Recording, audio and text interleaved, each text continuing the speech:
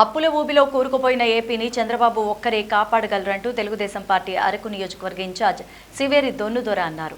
అరకులో నిర్వహించిన మీడియా సమావేశంలో ఆయన మాట్లాడారు.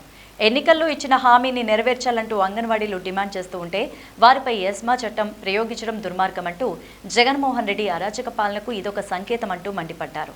జగన్మోహన్ రెడ్డి నియంత పాలనకు చరమగీతం పాడేందుకు రా కదల్రా అంటూ ప్రజలకు ఆయన పిలుపునిచ్చారు. రాష్ట్రంలో ప్రజాస్వామ్య పాలన కాకుండా రాచరికం పాలన సాగుతోందంటూ విమర్శించారు.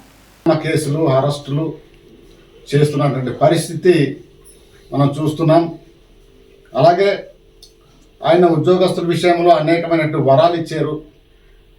సిపిఎస్ రద్దు చేస్తామన్నారు, అది ఇప్పటి వరకు చేయలేదు. మంచి పిఆర్సీ ఇస్తానన్నాడు, ఆయన రివర్స్ పిఆర్సీ -పిఆర్సీ ఇచ్చాడు.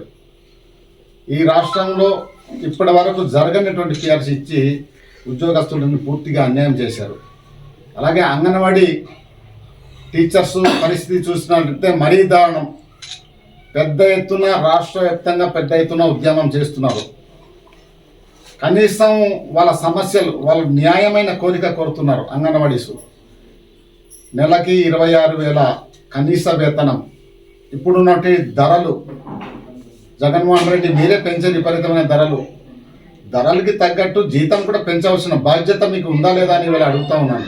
ప్రభుత్వ స్థలాలు అనే తేడా లేకుండా ఎక్కడ పడితే అక్కడ కబ్జాలు లూటీలు చేసినటువంటి పరిస్థితి నిత్యకృతం అవుతుంది.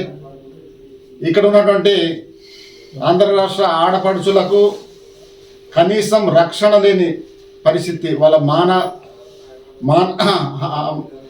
మాన ప్రాణాలు పోతున్నా కనీసం భద్రత లేనటువంటి పరిస్థితి రాష్ట్రంలో ఉంది. అలాగే లా అండ్ ఆర్డర్ పూర్తిగా గాడి తప్పింది.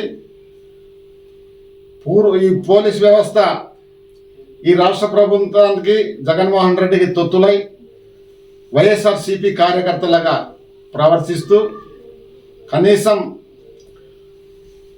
ఈ బాధ్యత మర్చిపోయి ఈ పోలీసు వ్యవస్థ కూడా వ్యవహరిస్తున్నటువంటి తీరు చాలా దారుణంగా ఉంది.